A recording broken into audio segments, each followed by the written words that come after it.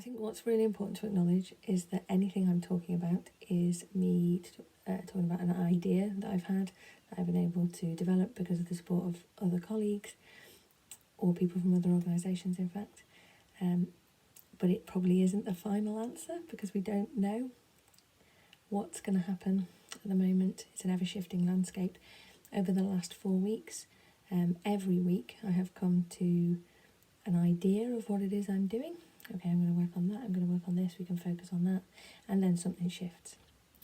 The things that shift are the amount of staff from the museums that are available around me. Both the museums have furloughed some staff.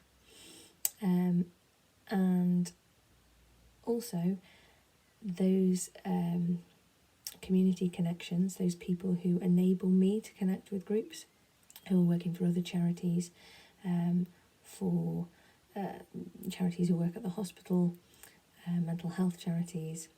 Those people are, I would say, kind of on the second front line of dealing with people who are in crisis, etc., etc. And as their world of work changes and they manage to provide that support in new ways, or are finding that the demand for that support has gone through the roof, and they may be still struggling with staff shortages, I'm having to be really sensitive to my offer of what could feel like a little bit frivolous in the moment.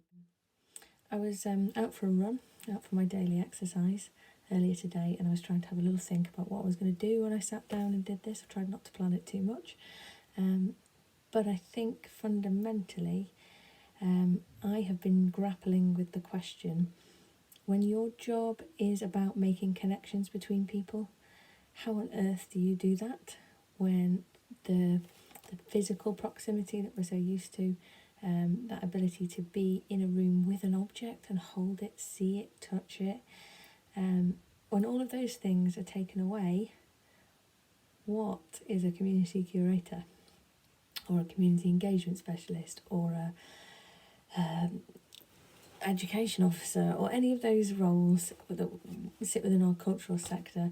You know, and I've occupied roles like that my whole life in theatre and in museums.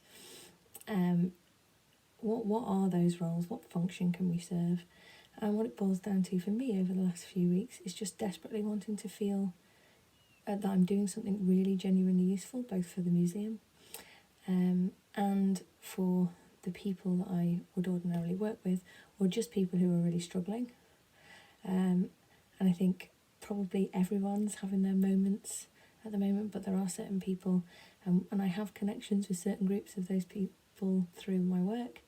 Some people are made more vulnerable by this situation, and I am, I suppose, being motivated to generate an entirely new list of projects, pretty much entirely new, yeah, to try to reach out to those people.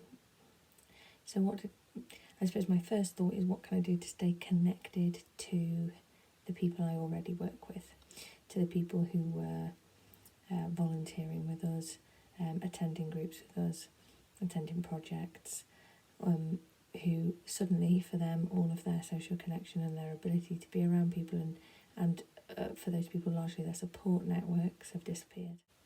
I'm not naturally patient. I want to be doing things. I want to be, as I said, useful at all times. And you're sitting at home and you don't have any of that external validation of like, oh yeah, that's a great idea, or what do you think of this? Oh yeah, I think you should do this, or why don't you speak to so-and-so? You don't have any of that going on.